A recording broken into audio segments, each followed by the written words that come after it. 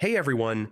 Welcome to this full guide on how to use Dropbox for business and team collaboration in 2026. I'll show you step by step how teams can share files, manage projects, and stay organized. First, open Dropbox and create a shared team workspace. This gives everyone one central place to work. Next, invite your team members using their email addresses.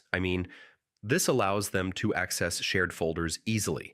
Now create shared folders for different tasks like marketing, design, or documents. This keeps everything well organized. After that, upload files into these shared folders.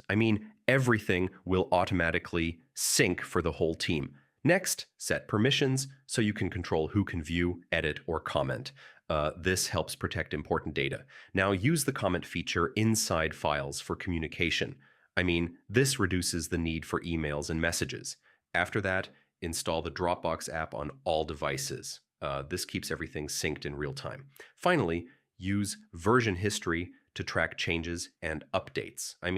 This ensures your team always uses the latest file.